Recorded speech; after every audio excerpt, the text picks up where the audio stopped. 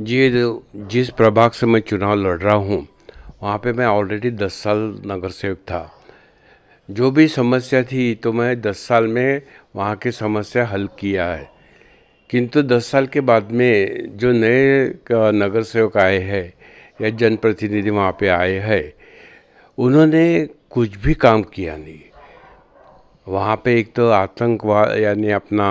तुम्हारा दहशतवाद बहुत बढ़ गया है, साहूकारी बढ़ गई है,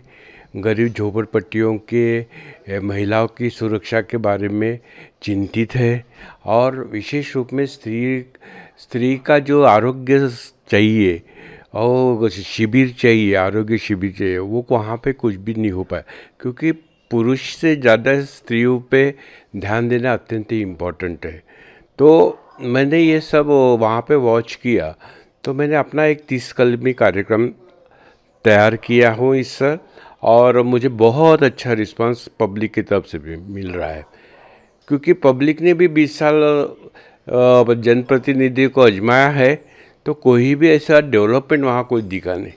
बल्कि वहाँ की गवर्नमेंट की स्कूल बंद हो गई है। वहाँ के सामाजिक सभागृह में काम हो रहे हैं, क्या बोलते उसको अपना हाँ,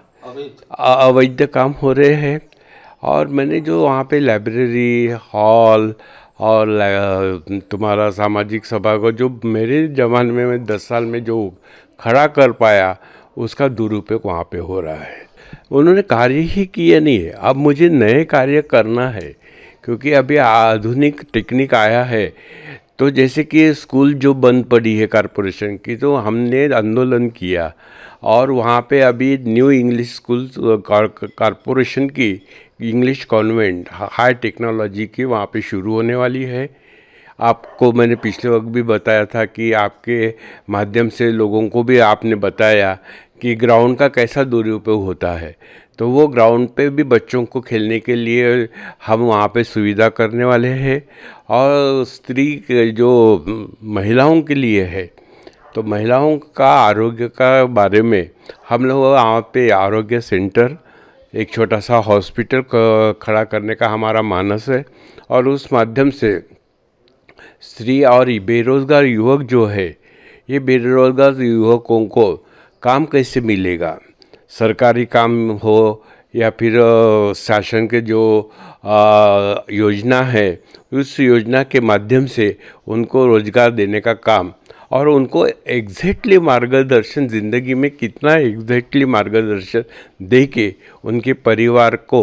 कैसे वो लोग सहाय कर सकते हैं,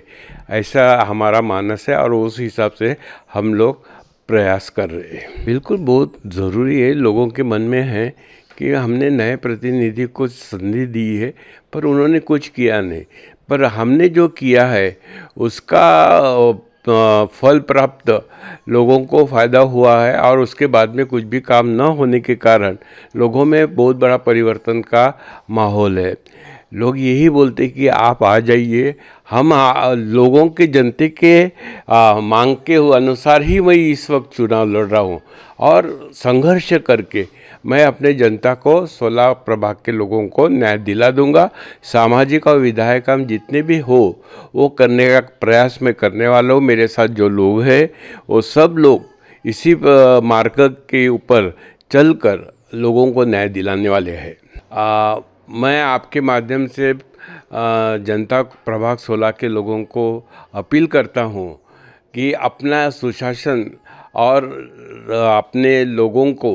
न्याय मिलाने का काम करने के लिए जो हमारे कैंडिडेट घड़ी चुनाव चिन्ह पे खड़े हैं, वो चुनाव चिन्ह पे 15 तारीख को वोट करके हमें प्रचंड बहुमत से दिला दीजिए। हम आपको विश्वास देता है कि आपका विश्वास पे कहीं भी तड़ा न पड़ते हुए उनका आपका सब सामाजिक काम पूरा करेंगे, ये मैं आपको विश्वास दिलाता हूँ। और मुझे विश्वास है कि इस वक्त आप बहुत बड़ा परिवर्तन करके प्रभाग 16 ये आदर्श वार्ड बनाने का कार्य आपके माध्यम से हम लोग करेंगे, यही विश्वास देते हुए मैं आपको अपील कर रहा हूँ।